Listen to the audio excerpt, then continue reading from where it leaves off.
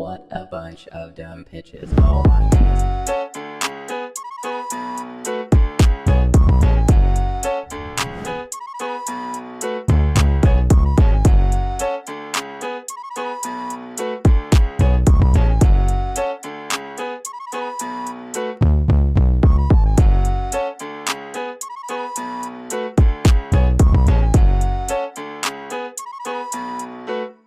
Welcome to a very special episode of Dumb Pitches with Monica Nevi. I'm Monica Nevi, your host. This is our first annual Dumb Pitch Awards, the Dummies, if you will, where you get to vote on who you think should be an award-winning dumb pitch. This episode is the nominees for the Dummies. Here are the categories and the nominees for this year's Dummies. Best Dumb Character. The nominees are Kane Holloway, Justice Beaver. This is my new comic book character. His name is Justice Beaver. Justice Beaver? Justice Beaver. Okay. A mild-mannered beaver is bitten by a radioactive Justin Bieber, gaining new powers of sexy stare that puts criminals into a trance. He can play songs on the piano so lovely it literally melts their hearts, and the criminals will be killed instantly. If he catches you alive, you won't be going to regular prison. You'll be going to the damn prison. A prison he built himself. A prison made of wood near a river. No judge, no jury. While in the damn prison, Justice Beaver tortures you with his low girlish voice for information on other criminal enterprises. Also, he has a hockey stick. His tail is a hockey stick. Also, he has a hockey stick. Because he's Canadian. Oh, God. During the day, he wears glasses and goes by Justin Beaver, a true believer. But at night, he's Justice Beaver, a cold-blooded criminal serial murderer on par with Dexter Morgan, cracking skulls with his hockey stick, melting hearts with his music, and dating hard-hitting reporter Snake Lena Gomez, a snake that fell into a vat of Selena Gomez's blood. And then Snake grew arms and legs and decided to get a job at a newspaper. Sarah Colonna, Lorena Rigatoni. I just said, what about if I did a detective series about a woman named Lorena Rigatoni who has a chip on her shoulder and solves crimes? And he said, no. He was like, let's not. That's okay. So and I was like, but my mom said I could write fiction. I'm wondering what your mom envisioned. Have you told her that this was an idea you had? Was she like, that's not what I was talking about? I haven't told her yet, but now I want to. And I like to believe that she'd be like, I would order those books right away. I would completely read all the 12 books in that series. You're like, 12. We're not even going to start with one. We're going to write 12, put them out as a group so you can binge read these. Zoltan Kaszas, the nice pimp. Oh my God. So I stayed up all night. I wrote 13 pages about a pimp who had less than attractive sex workers. I don't know what the common terms are now. This is like I don't mean to like cancel myself, but this is like 2007. Right. And it was acceptable then, but I think it was. It seems like layers of bad ideas so far. So I don't know if we can blame you. Yeah. Sorry, yeah. There's a pimp. He has less than attractive sex workers. He's very kind to them, but he wants everyone to make money. So he decides to market them to the blind. And this is what I came up with. And I wrote 13 pages. I sent it to her the next day, and like 2 days later, she's like, "Yeah, I don't know what I can do with this." And I'm like, the fact that she even responded to that hot garbage. Best Dumb Storyline. The nominees are Beth Stelling, Out Vitro. Imagine a world where the pregnancy doesn't happen inside anyone. Oh, okay. So the embryos are getting fertilized outside of people. So babies are made outside of the body, and you could have safe sex. But if you are a good man, a good hetero man, you're gonna make her jism, and the egg's gonna come out, and then your jism's gonna get on there, and then the egg will be fertilized. And you can, maybe there's like a baby spray that you like spray on the bed or something, but some of them could get away. Oh.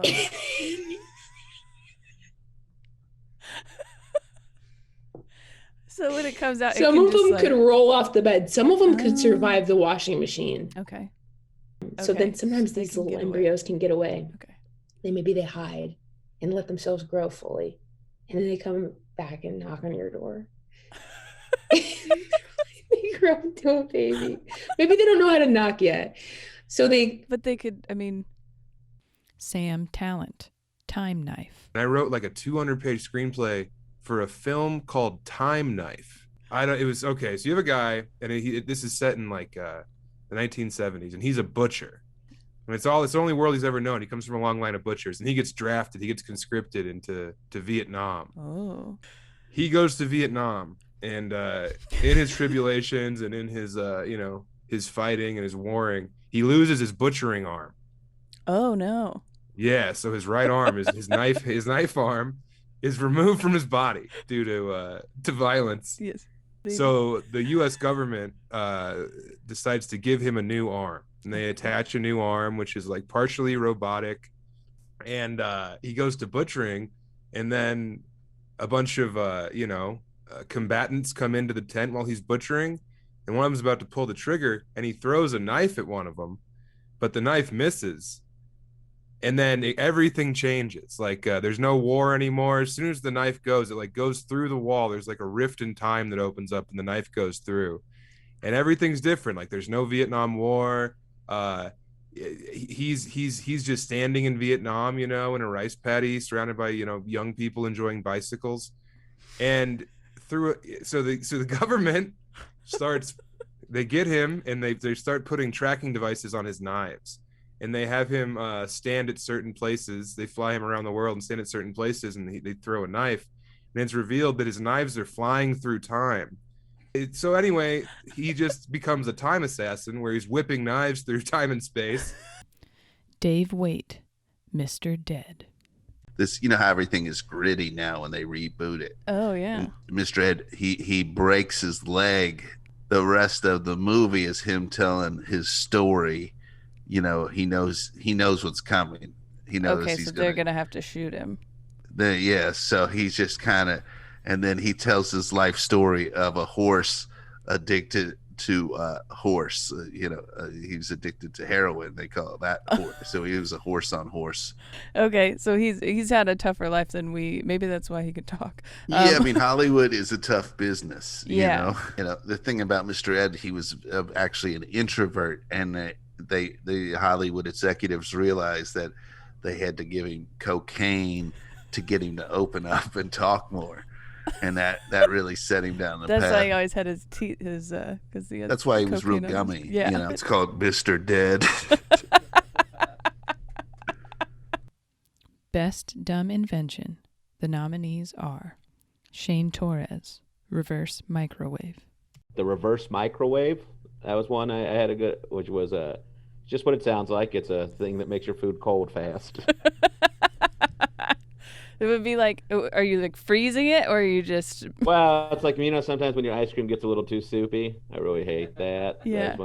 Sometimes your soup's too hot. Sometimes like you want to really eat bacon, but it's too hot, so you have to let it sit there for a bit, and the whole time, not all that solved with the reverse microwave. Okay, so all right, so you're not like freeze drying something. You're just cooling it down a little bit. I'm not some kind of freak. This is a practical machine. Kelsey Cook, Dare Tamagotchi. That what if there were Tamagotchis for kids, Okay. But you could, instead of just feeding the Tamagotchi food and trying to keep it alive that way, the kids could feed it different drugs. Okay. And different drinks, different substances, basically, to teach kids what happens when you give somebody or some creature these substances to help. It's kind of like a Dare starter program. I was going to say, is it sponsored by Dare? Arlo Warehouser, Take a Titty, Leave a Weenie. Read it. Oh, take a titty, leave a weenie. Just an invention that's been long needed in the trans community. That is, take a titty, leave a titty. Take a weenie, leave a weenie. Oh, I see. So yeah, like okay, so the same as like the penny dish kind of thing. Yeah. Yeah. So if you're like, oh, I don't need this, I'll leave it for someone else. Yes. No, thank you. Yeah. That's a good. And then you go pick them up. But yeah, I like them. I don't. Yeah. Take a titty, leave a weenie. Dumb life choices. The nominees are Jamel Johnson, Arby's Nashville hot fish sandwich. Well, one time I ate I got a Nashville hot fish sandwich from Arby's. That's a very bad idea. That is the best. That might be my favorite one we've had. Okay. I didn't know they made that sandwich. Me neither. And I was like, okay, so I was doing weed deliveries like late in LA, and there's nothing open. I'm super hungry. I'm just stoned because it's just an occupational hazard. You'll just end up stoned when you don't want to be. Right. And I'm super high, and I'm like, man, I gotta eat something right now. And I saw it, and I was like, whoa, I didn't know they did Nashville hot fish. And I knew it was a bad idea. Right. Graham K. moving to the U.S. Right. What you're saying is that these aren't career choices, but they have affected your career as a side effect? Yes. Yes. Okay. All right. I'm Canadian. Mm-hmm. Oh, yes. I forgot about that. Canadians aren't allowed to work in America. We're only allowed to come on vacation. I moved to America to start comedy without being allowed to do comedy. And I did that I stuck it out for 5 years. So you started, as an undocumented worker. You started in America. You hadn't started comedy in Canada before that? You moved and then started? No. Oh, there was no open mics. There was only amateur nights. Okay. So I signed up for an amateur night in Ottawa in front of 200 people. And I think, I'm sure if I saw the tape now, if their tape does exist, it will make me want to puke. But I watched, but I was like, I crushed. I'm ready for Letterman. I'm gonna move to New York. So you did one set and you were figure like, it out. I'm going to not only New York, just the biggest comedy city, but a different country that you're not supposed to be working in. You're like, this open mic went so well, or this amateur night went so well. I'm ready. Yes. Okay. I'm ready. Lisa Curry, barefoot in a bar.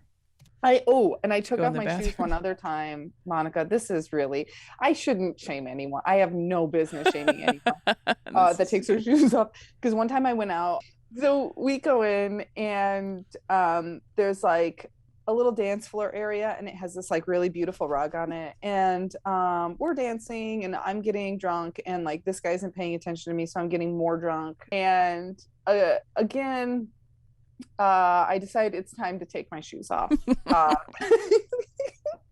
So I take my shoes off and I'm dancing, and I'm completely wasted, and just probably dancing alone and terribly on this rug. And I'm going for a little while, and my feet start to hurt. And I was like, the fuck?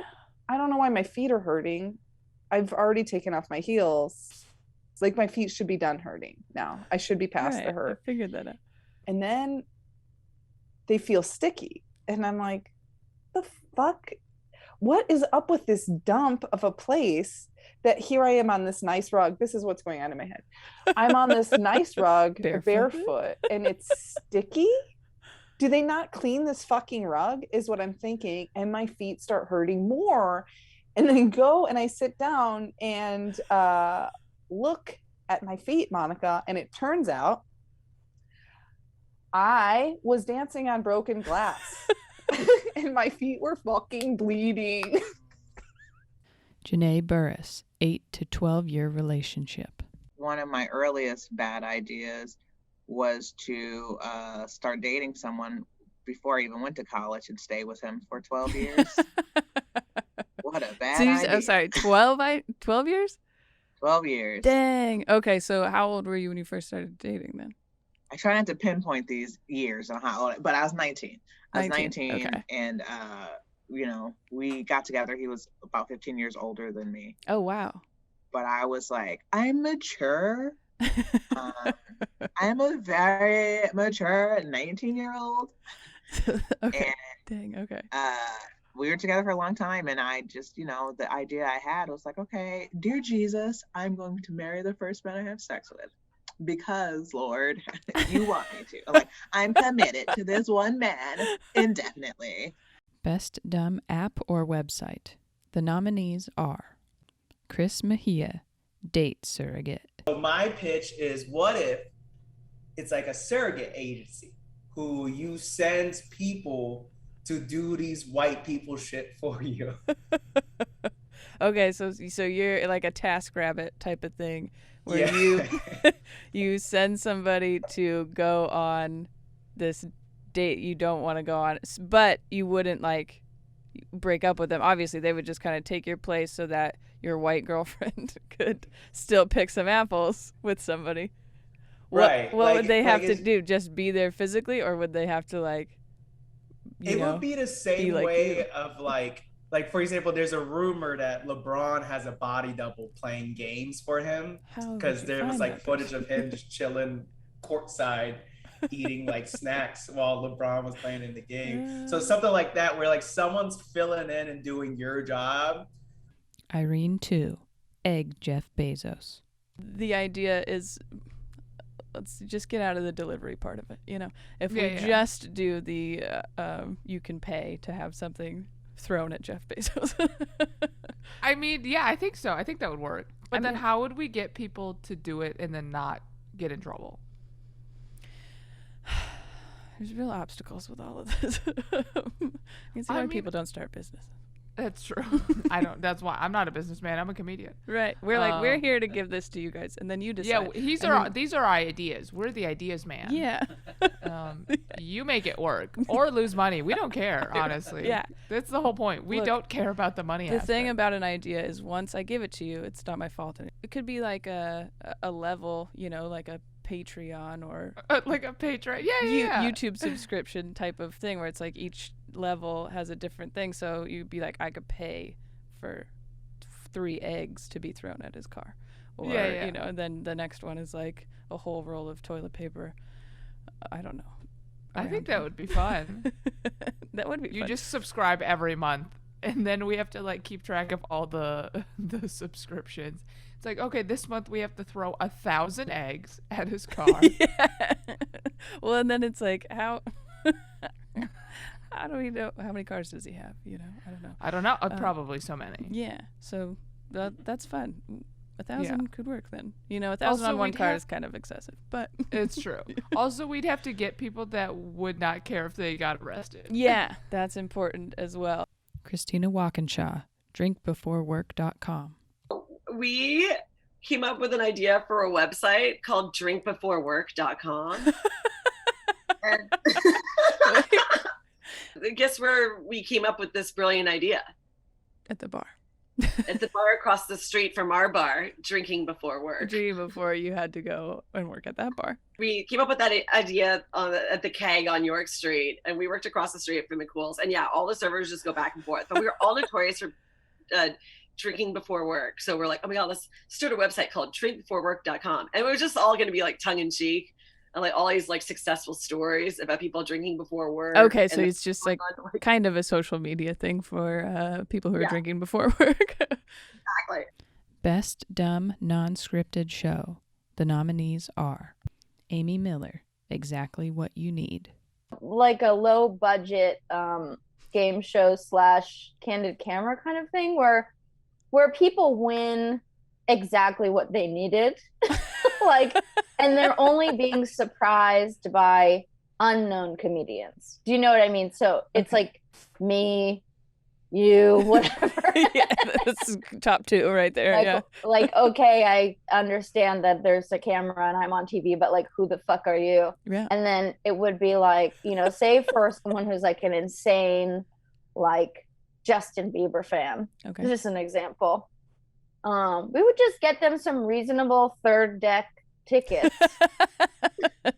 scalped and like buy popcorn and whatever, but they would have to go with that comedian. Or like, say some poor mother has like a sad story about how her car got totaled or broken down, and she's taking the bus to work. Like, we would just give her like a reasonable mid-2000s sedan with low-ish mileage, like not a new car. It's like the same exact car with like a little less mileage, like that. Yeah, or fix her own car. Just fix the same car. Like, say someone was really obsessed with a celebrity and they really wanted to meet that person, like we could set up a Zoom call. A very brief Zoom call. Megan Gailey, airport hats. A TV show idea. Okay. I wanted to have a show where I walk around airports and talk to people about their hats. That's so specific. Because you see so many different hats at the airport. Okay. I feel like a lot of people have a travel hat. Yes. Like that they maybe aren't normally a hat person, but for some reason when they're flying, going to Mexico and they're like, "Oh, I'm wearing my Neo hat." My fedora. I gotta use this fedora. And you got a lot of older white women in sun hats that they probably don't usually. But it's also a major place for athletic. Like, if you are a sports fan, you are wearing your team at the airport, especially if it's in season. Yes. So it's like, I have seen people in Jacksonville Jaguars hats and been able to be like, because I love to talk to people, any stranger. Like, some people hate the airport. I'm like, boy, get me in there. I can't wait to make some friends. There's so many people to talk to here. Jordan Power, cocaine construction. Like, I have an idea for a reality show, and I want to have like 15 stereotypical gay guys in the middle of a field, like just in the middle of a field. And on the left, you have everything you need to build a house. And then on the right, you have 5 pounds of cocaine. Okay.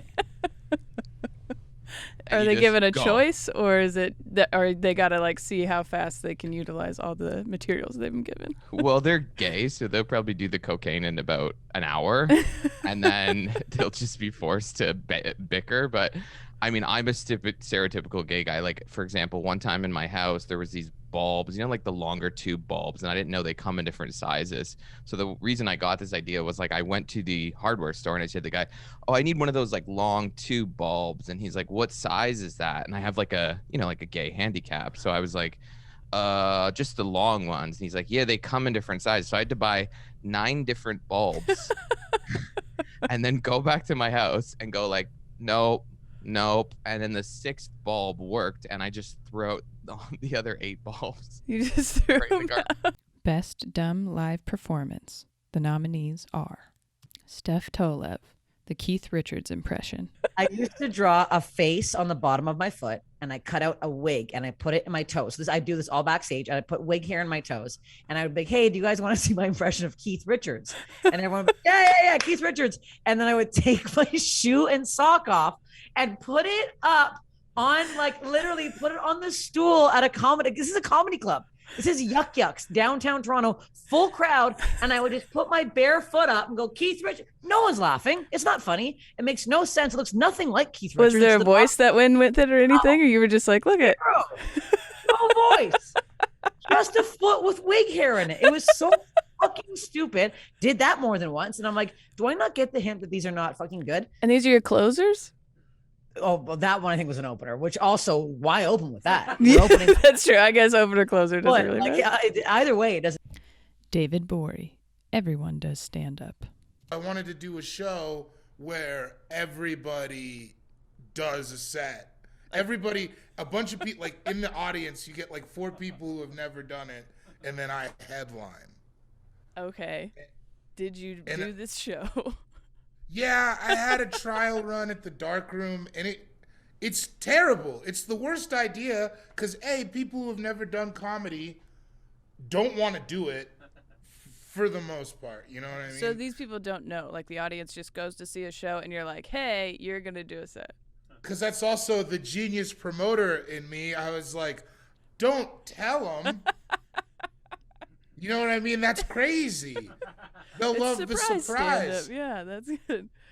Lisa Wallen, spoiling TV shows. So I started looking at big movie spoilers online, big TV show spoilers, and Game of Thrones, I think, was notorious for getting spoiled for everyone. Right.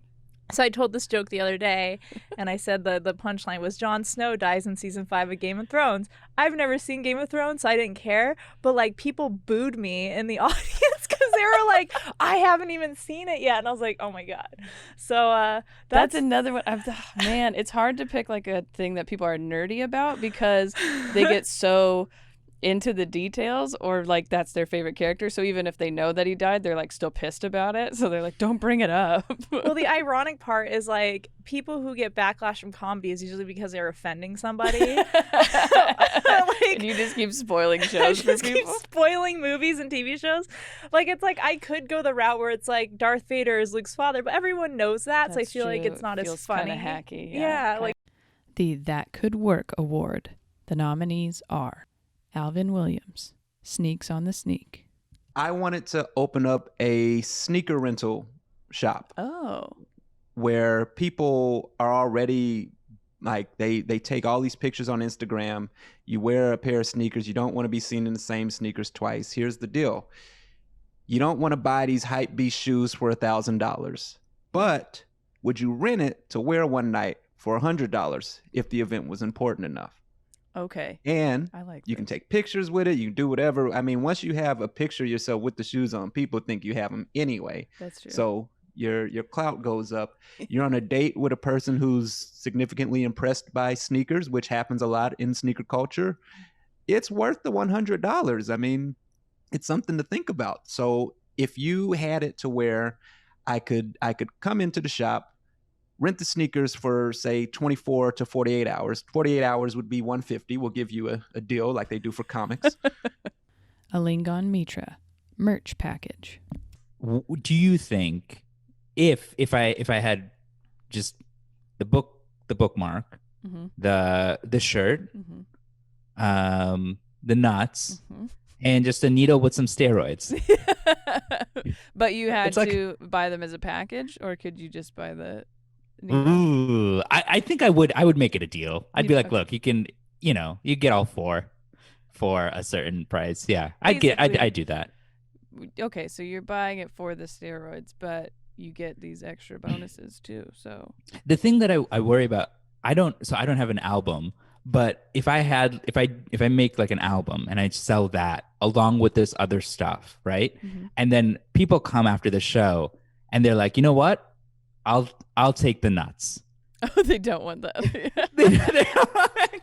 That's okay. So you'd have to do it as a package. Like, it would hurt. But you would kind of feel bad for the person who's like, I really just wanted the bookmark, but I guess I'll take the steroids too. Whatever. Bree Pruitt, Culinary Complication. It's a branding phrase. It's a phrase. Okay. Okay. It's a new vernacular. And the phrase is, it's chomplicated. It's chomplicated? It's chomplicated. Okay. It's the words chomp and complicated combined. Okay. And it's to describe something that's kind of hard to eat, Okay. Kind of difficult to eat. It's too chomplicated. It's too I don't like a baguette. Maybe like a double-decker tostada. Okay. That's too complicated. It's too complicated for me. And where maybe a huge burger. It's too complicated. People do that a lot. That's like, oh, it's the heart attack burger or whatever, and you're like, I can't eat that. It's too complicated. It's too complicated. Alex Falcone, fake band shirts. I have what I think is actually a decent idea. Do you want to hear it? Yeah. This is a good idea that I'm too lazy to actually do. So I think that counts. I don't know if I want someone to take it, but so here's my legitimately good idea, which is a business that sells exclusively t-shirts for fake bands. Okay. So like the Oneaters from from that thing you do, right? Nice. Fake band. Yes. Or there's a part in that movie where their fake band forms a fake band called the Shrimp Shack Shooters. Yes, the Shrimp Shack Shooters. Captain Geach and the Shrimp Shack Shooters. Captain Geach. Yeah. So like, my dad loves that movie. It'd be a T-shirt of Captain Geach and the Shrimp Shack Shooters, and then it'd have like fake tour dates on the back, or whatever. Or you'd have the Oneaters band shirt. So they would look from a distance like actual band shirts, like vintage band shirts, but they'd be exclusively for like movie bands. My father might cry if I gave him a Captain Geach and the Shrimp Shack Shooters shirt. He would be so fucking happy. Wouldn't that rule? It would. See, That'd it'd be awesome. Perfect Father's Day gift. Yes, and I feel like there's a lot to work with there. Dumb Pitch of the Year, and the nominees are Jamel Johnson, Arby's Nashville Hot Fish Sandwich. So on a spice level, was it actually hot or? Yes. Yes. Okay. And that's why you Far too couldn't hot. taste the rest of it. Got it. Yeah. Okay. Mouth on fire. Is your butthole on fire later? Later, yes. Done for. Sam Tallent, Time Knife. Is it the knife itself, or is it some combination of what happens to him after he gets the other arm? Because if he, while butchering, he didn't know that this was something he could do before that. Do you not know? Monica, it would have made so much more sense if it was the knife itself. Him being imbued with these powers by getting a new arm attached, it makes so much less sense than a special knife. Oh my God. Kane Holloway, Justice Beaver.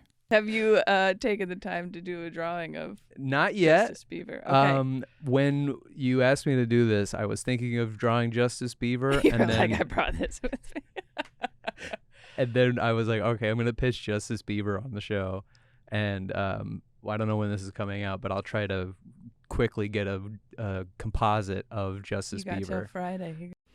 Lisa Curry, Dancing on Glass. The two outside perspectives I think is funny is someone noticing that you're just dancing on glass and being like, I don't think that bitch knows she's dancing on glass with her bare feet, and then you in the diner after.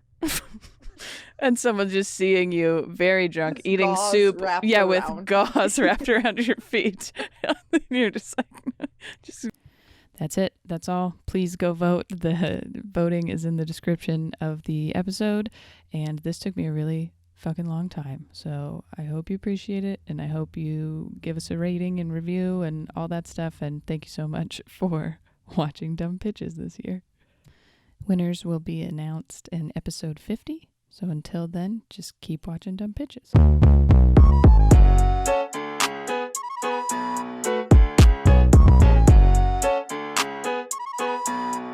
You're weird. Yes.